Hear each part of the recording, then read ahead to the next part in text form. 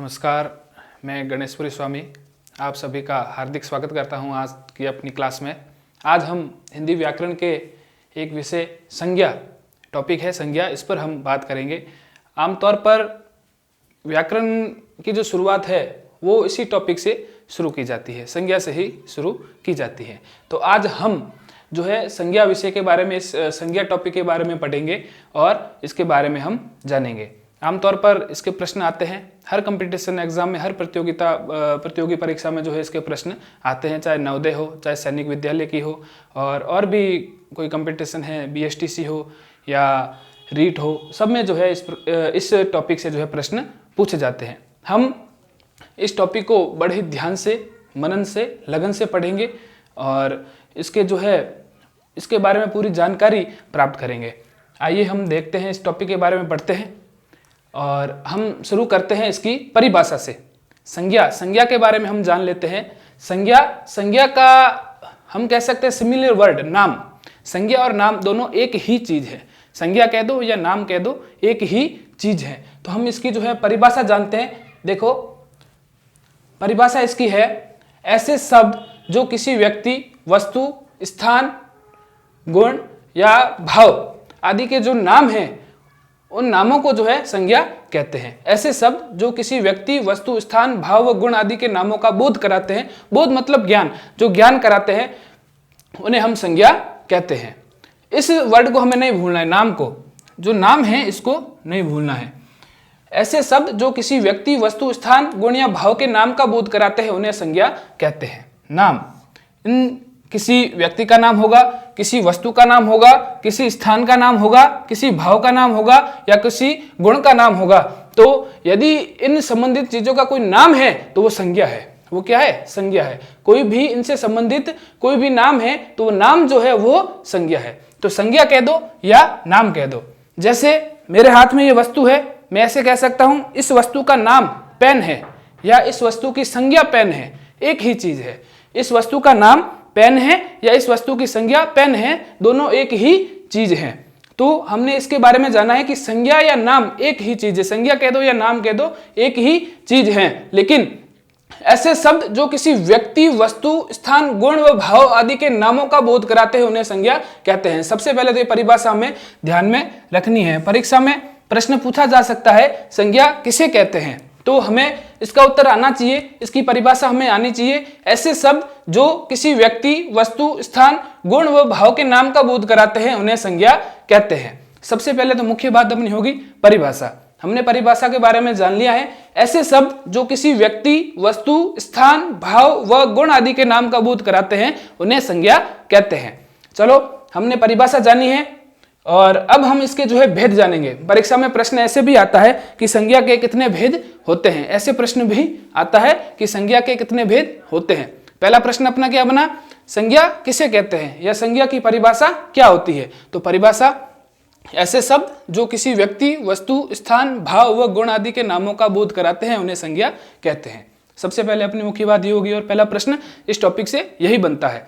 दूसरा प्रश्न बनता है संज्ञा के भेद कितने होते हैं। दूसरा प्रश्न अपना बनता है संज्ञा के भेद कितने होते हैं। तो मैं आपको बता दूं, संज्ञा के 3 भेद होते हैं। संज्ञा के कितने भेद होते हैं? 3। संज्ञा के भेद 3 होते हैं। कई बार आता है कि संज्ञा के भेद जो है कुछ किताबों में 5 भी लिखा होता है और कहीं कहीं 3 भी मिलता है। तो इसका जो मैं सही बता दूं वो आपके 3 है। संज्ञा के भेद होते हैं 3। कितने भेद होते हैं? 3। संज्ञा के 3 भेद होते हैं। पहला भेद है व्यक्तिवाचक संज्ञा, पहला भेद है व्यक्तिवाचक संज्ञा, दूसरा भेद है जातिवाचक संज्ञा, तीसरा भेद है भाववाचक संज्ञा। तो हमने इनके भेद के बारे में जाना है। संज्ञा के पहला भेद है व्यक्तिवाचक संज्ञा, दूसरा प्रकार है जातिवाचक संज्ञा, तीसरा प्रकार है भाववाचक संज्ञा। तो हमने इसके भेद जान लिए हैं। परीक्षा में प्रश्न आ जाए संज्ञा के कितने भेद होते हैं तो हमें 3 ही राइट करना है। कितना राइट करना है? 3। और फिर 5 भेद क्यों होते हैं? कुछ किताबों में 5 भेद लिखे होते हैं। वो क्यों होते हैं? वो इसलिए होते हैं कि जातिवाचक जो संज्ञा है जातिवाचक, इसके अलग 2 भेद होते हैं। जो जातिवाचक संज्ञा है इसके अलग 2 भेद होते हैं। पहला भेद है समूहवाचक संज्ञा, पहला जो भेद है वो है समूहवाचक संज्ञा, और दूसरा जो भेद है द्रव्यवाचक संज्ञा। द्रव्यवाचक संज्ञा को हम पदार्थवाचक संज्ञा भी कहते हैं। द्रव्यवाचक संज्ञा को पदार्थवाचक संज्ञा भी कह सकते हैं। तो 5 भेद ये ऐसे हो गए, संज्ञा के तो 3 भेद ही हैं, व्यक्तिवाचक, जातिवाचक और भाववाचक, व्यक्तिवाचक, जातिवाचक और भाववाचक, लेकिन 2 भेद अलग से हैं, वो जातिवाचक संज्ञा के हैं, वो संज्ञा के मुख्य भेद नहीं है, वो जातिवाचक संज्ञा के 2 भेद हैं, समूहवाचक संज्ञा और द्रव्यवाचक संज्ञा। ये ध्यान रखना है, ये हमें ध्यान रखना है। कई बार परीक्षा में प्रश्न आ जाता है जातिवाचक संज्ञा के कितने भेद होते हैं। हमने तो संज्ञा के भेद 5 पढ़ लिए, लेकिन परीक्षा में प्रश्न आ गए हमें जातिवाचक संज्ञा कितने भेद होते हैं, तब वहां पे जो है हमारा दिमाग काम नहीं करता है। इसलिए मैं आपको बताता हूं कि संज्ञा के तो 3 भेद होते हैं, व्यक्तिवाचक, जातिवाचक और भाववाचक, और 2 जो भेद हैं, जो कुछ किताबों में लिखा होता है कि संज्ञा के 5 भेद होते हैं, तो 2 भेद है वो जातिवाचक संज्ञा के ही हैं, समूहवाचक संज्ञा और द्रव्यवाचक संज्ञा। इन तीनों को पढ़ेंगे और साथ में हम इसके जो भेद जातिवाचक जो संज्ञा के हैं इसके भी हम 2 भेद पढ़ेंगे, साथ में ही हम जो है पढ़ेंगे। लेकिन कई बार क्या होता है, परीक्षा में प्रश्न आ जाता है, ऑब्जेक्टिव टाइप आते हैं, इसमें वस्तुनिष्ठ प्रश्न आते हैं, तो कई बार प्रश्न आ जाता है संज्ञा के भेद होते हैं, संज्ञा के भेद होते हैं। तो ऑप्शन आ गया अपने 3, 4, 5 और 2, 3, 4, 5 और 2 संज्ञा के भेद होते हैं। परीक्षा में मान लो प्रश्न आ गया संज्ञा के भेद होते हैं 3, 4, 5 और 2, तब हमें राइट करना है 3। तब क्या राइट करना है? 3 राइट करना है हमें, ये ध्यान रखना। यदि परीक्षा में प्रश्न आ जाता है संज्ञा के भेद होते हैं और जो है ऑप्शन वो आता है 3, 4, 5 और 2, तब हमें 3 राइट करना है। लेकिन कई बार प्रश्न ऐसे भी आ सकता है संज्ञा के भेद होते हैं 6, 4, 5 और 2, 6, 4, 5 और 2। इस स्थिति में 3 नहीं है, ऑप्शन में यदि 3 नहीं होता है तब हमें 5 को राइट करना है। किसे राइट करना है? 5 को। ये ध्यान रखने की बात है। यहाँ पे जो मुख्य जो बिंदु है वो ये है कि ऑप्शन में 3 आ जाए तो 3 राइट है, चाहे 5 आए नहीं आए हमें ये देखना ही नहीं है। 3 है ऑप्शन में तो हमें 3 राइट करना है कि संज्ञा के भेद होते हैं 3। लेकिन यदि 3 ऑप्शन में नहीं हो और ऑप्शन में हमें 5 मिलता है, 3 ऑप्शन में हो ही नहीं, तो हमें जो है 5 को राइट करना है। ये जो है मुख्य बात है ध्यान देने की। तो आपको जो है इस पर गौर करना है और ध्यान देना है। ठीक है, आगे बढ़ते हैं हम। देखो, हमने संज्ञा की परिभाषा पढ़ी। ऐसे शब्द जो किसी व्यक्ति, वस्तु, स्थान, भाव व गुण आदि के नामों का बोध कराते हैं। नाम शब्द है, इसको नहीं भूलना है। नामों का बोध कराते हैं, उन्हें संज्ञा कहते हैं। संज्ञा के भेद 3 होते हैं। संज्ञा के भेद कितने होते हैं? 3। व्यक्तिवाचक, जातिवाचक और भाववाचक। व्यक्तिवाचक संज्ञा, जातिवाचक संज्ञा और भाववाचक संज्ञा, तीनों भेद बता दी नाम। अब 2 जो भेद है, कुछ किताबों में लिखा होता है 5 भेद होते हैं, तो उसी के बारे में आपको बता रहा हूं कि जो 2 भेद हैं अलग, वो जातिवाचक संज्ञा के ही भेद हैं। समूहवाचक संज्ञा और द्रव्यवाचक संज्ञा, समूहवाचक संज्ञा और द्रव्यवाचक संज्ञा। लेकिन परीक्षा जो अपनी परीक्षा में कैसी परिस्थिति बनती है उस प्रकार से मैंने अभी आपको बताया कि यदि अपने परीक्षा में प्रश्न आ जाता है संज्ञा के भेद होते हैं, ऑप्शन में हमें दे दिया 3, 4, 5, 6, तो हमें 3 को राइट करना है। यदि हम प्रश्न सॉल्व करते हैं और हम प्रश्न पढ़ते हैं तो उसमें हमें 3 ऑप्शन में नहीं मिले, हमें ऑप्शन मिला है 2, 4, 5, 6, तो ऐसी परिस्थिति में हमें 5 को सही करना पड़ेगा और वहां 5 सही माना जाएगा। 3 मिलता है तो 3 राइट है, नहीं तो फिर 3 नहीं है ऑप्शन में और 5 है तो 5 को राइट माना जाएगा। ये बात ध्यान रखना, इस प्रकार के प्रश्न आते हैं। अब हमने परिभाषा पढ़ ली, हमने इसके भेद पढ़ लिए, और इसके भेद के भी भेद मतलब जातिवाचक संज्ञा के बीच जो 2 भेद है, समूहवाचक संज्ञा और द्रव्यवाचक संज्ञा। और परीक्षा में इस प्रकार से भी प्रश्न आ सकता है कि जातिवाचक संज्ञा के भेद कितने होते हैं। तो जातिवाचक जो संज्ञा है उसके 2 भेद होते हैं, एक तो समूहवाचक संज्ञा है और दूसरा द्रव्यवाचक संज्ञा है। एक तो समूहवाचक संज्ञा है और दूसरा द्रव्यवाचक संज्ञा है। ठीक है, अब हम आगे बढ़ते हैं और व्यक्तिवाचक जो संज्ञा है, संज्ञा का जो भेद है पहला व्यक्तिवाचक संज्ञा, उसके बारे में हम पढ़ते हैं। देखते हैं व्यक्तिवाचक संज्ञा। संज्ञा की परिभाषा थी, पहले वापस देख लेते हैं। ऐसे शब्द जो किसी व्यक्ति, वस्तु, स्थान, भाव व गुण आदि के नामों का बोध कराते हैं उन्हें संज्ञा कहते हैं। अब इसका जो पहला भेद है व्यक्तिवाचक संज्ञा, इसका जो पहला भेद है व्यक्तिवाचक संज्ञा, उसके बारे में पढ़ रहे हैं। जिस शब्द से किसी विशेष, ये ध्यान रखना, जिस शब्द से किसी विशेष या एक, जिस शब्द से किसी विशेष, कोष्टक में मैंने लिखा एक ही व्यक्ति, विशेष व्यक्ति या एक ही व्यक्ति, विशेष वस्तु या एक ही वस्तु, विशेष स्थान या एक ही स्थान का बोध हो, विशेष व्यक्ति या एक ही व्यक्ति, विशेष वस्तु या एक ही वस्तु, विशेष स्थान या एक ही स्थान का बोध हो, ज्ञान हो, उसे व्यक्तिवाचक संज्ञा कहते हैं। ऐसा शब्द जो एक ही व्यक्ति, एक ही वस्तु, एक ही स्थान का बोध कराता है, ज्ञान कराता है, या विशेष व्यक्ति, विशेष स्थान या विशेष वस्तु का बोध कराता है, उसे व्यक्तिवाचक संज्ञा कहते हैं। अपना अगला प्रश्न बनता है, व्यक्तिवाचक संज्ञा किसे कहते हैं? परीक्षा में अगला अपना प्रश्न बनता है, व्यक्तिवाचक संज्ञा किसे कहते हैं? तो जिस शब्द से किसी विशेष या एक व्यक्ति, वस्तु, स्थान का बोध हो, उसे व्यक्तिवाचक संज्ञा कहते हैं। जैसे मैंने नाम ले लिया मोहन, मोहन कहने से सीधा अपना दिमाग जाएगा मोहन पर। राधा, राधा कहते ही राधा, विशेष और एक। लाल किला, लाल किला कहते ही सीधे दिल्ली वाला लाल किला, अपने दिमाग में सीधे ही लाल किला जो है दिमाग में आएगा, तो विशेष आ रहा है। गंगा, गंगा कहते ही सीधी गंगा नदी, वो नदी जो है, गंगा नदी जो है अपने दिमाग में आ रही है, एक विशेष नदी अपने दिमाग में आ रही है, तो ये व्यक्तिवाचक संज्ञा हो गया। उत्तर दिशा, उत्तर दिशा कहती है अपने दिमाग में एक ही दिशा आ रही है, तो वो जो है व्यक्तिवाचक संज्ञा। जयपुर, जयपुर कहते ही एक स्थान हो गया, शहर एक ही स्थान हो गया, एक ही विशेष स्थान जो है अपने दिमाग में आ रहा है। मतलब मोहन, राधा, लाल किला, गंगा, उत्तर दिशा, जयपुर, एक ही वस्तु, एक ही व्यक्ति, स्थान या व्यक्ति का बोध कराता है, या एक विशेष व्यक्ति, वस्तु, स्थान का बोध कराता है। इसलिए ये जो शब्द है, ये जो नाम है, ये व्यक्तिवाचक संज्ञा के नाम है। हमें ध्यान से इन्हें जो है समझना है, और ध्यान से, और जो मैं बता रहा हूं, यदि आप उसको जो है ध्यान से सुना तो आपको निश्चित ही आपको समझ में आएगा, और आप जो है परीक्षा में इसे सॉल्व कर पाएंगे। कितने प्रश्न अपने बने यहाँ तक? व्यक्तिवाचक संज्ञा तक अपने कितने प्रश्न बने? पहला प्रश्न, संज्ञा किसे कहते हैं? पहला प्रश्न ये बन गया, परीक्षा में आता है तो।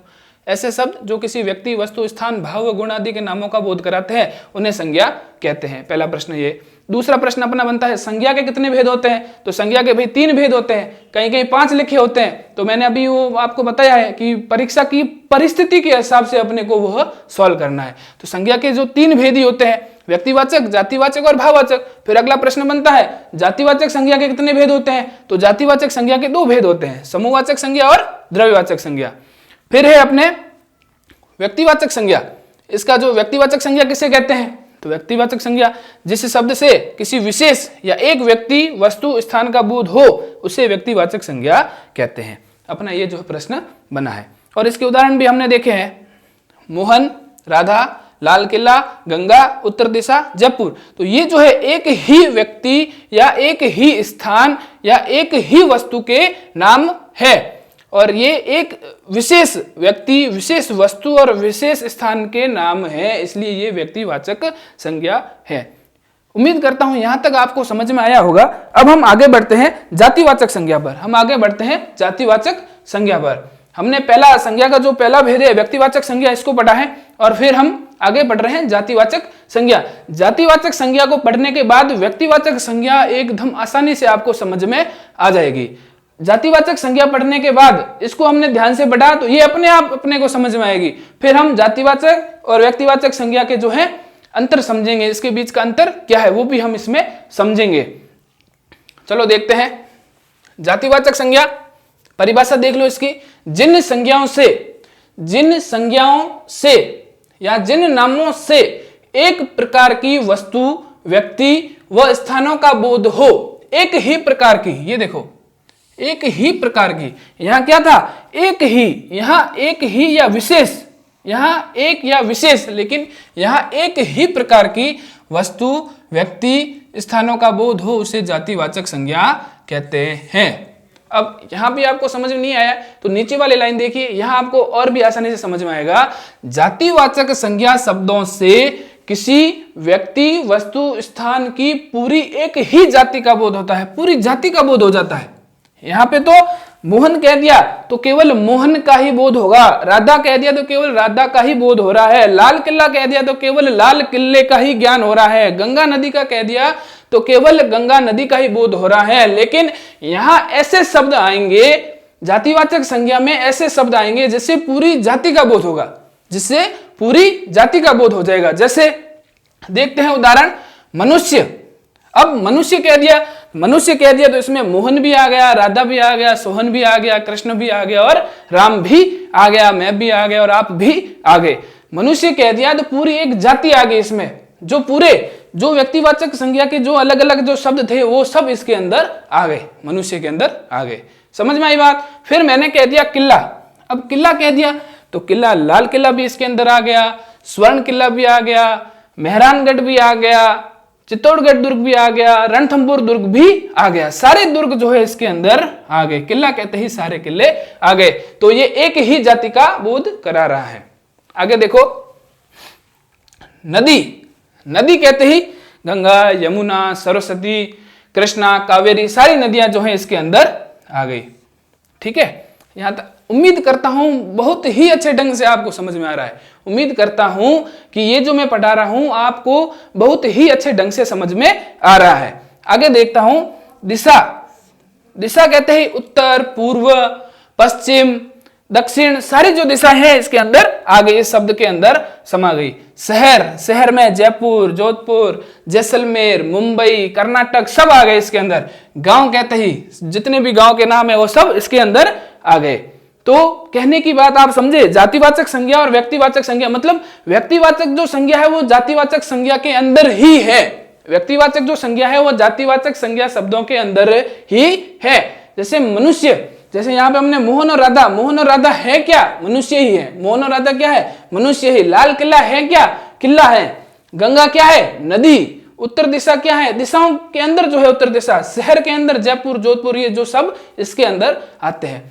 तो उम्मीद करता हूं आपको बहुत अच्छे ढंग से समझ में आ रहा है कि व्यक्तिवाचक संज्ञा और जातिवाचक संज्ञा क्या होते हैं। व्यक्तिवाचक संज्ञा और जातिवाचक संज्ञा क्या होते हैं? व्यक्तिवाचक संज्ञा किसी एक विशेष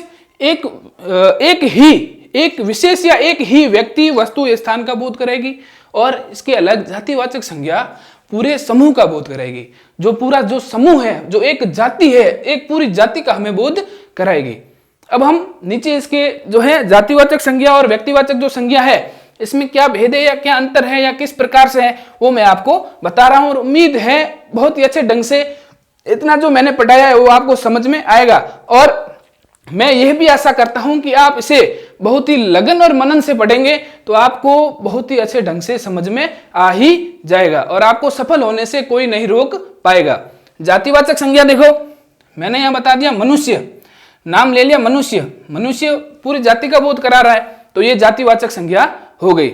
और इसके अंदर का जो है राधा, सीता और मोहन, राधा, सीता और मोहन, वो मनुष्य के अंदर मनुष्य जो जाति है इसी के अंदर आते हैं। तो मनुष्य तो जातिवाचक शब्द है और राधा, सीता और मोहन ये एक विशेष है, मनुष्य के अंदर है और ये एक विशेष है, इसलिए ये व्यक्तिवाचक संज्ञा हो गए।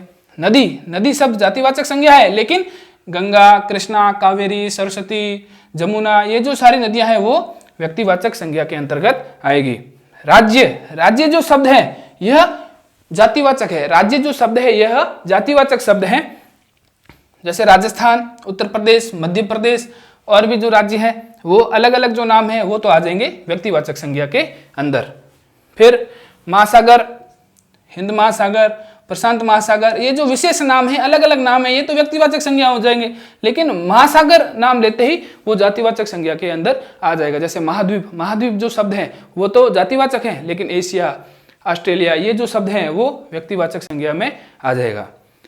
उम्मीद करता हूं यहां तक आपको बहुत ही अच्छे ढंग से समझ में आया है। मैं उम्मीद करता हूं कि आपको यहां तक बहुत ही अच्छे ढंग से समझ में आया है और आपने बहुत ही अच्छे ढंग से समझा है। अब मैं वापस एक बार रिपीट करता हूं कि जितना हमने अभी इतना पढ़ा है तो इसमें से अपने कितने प्रश्न बनते हैं, अपने जो है परीक्षा में इसमें से कितने प्रश्न बनते हैं और आ सकते हैं।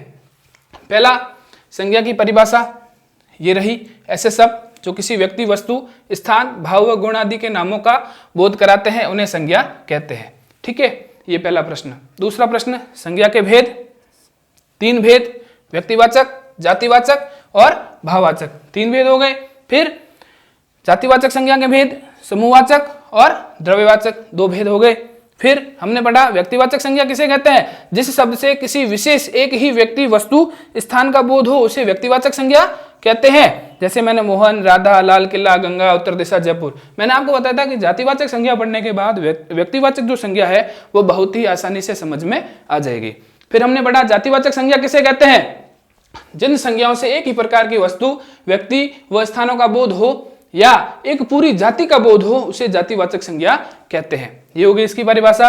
इसके उदाहरण मनुष्य, किला, नदी, दिशा, शहर, गांव आदि। फिर मैंने बताया किस प्रकार जो है व्यक्तिवाचक संज्ञा वो जातिवाचक संज्ञा शब्दों के अंदर ही है, मतलब जातिवाचक संज्ञा पूरी जाति का बोध कराएगी, व्यक्तिवाचक संज्ञा जो है एक व्यक्तिगत या विशेष जो है शब्दों का बोध कराएगी। तो इस प्रकार मैंने आपके सामने इतना कुछ रखा है। उम्मीद है आपको ये बहुत ही अच्छे ढंग से समझ में आया है और इसके जो है अगले भाग है वो मैं अगले वीडियो में जो है इसे प्रेषित करूंगा। धन्यवाद। घिरे हुए अंधियारे को अब हम दूर भगाएंगे, घिरे हुए अंधियारे को अब हम दूर भगाएंगे, ज्ञान की ज्योति जलाएंगे, हम ज्ञान की ज्योति जलाएंगे।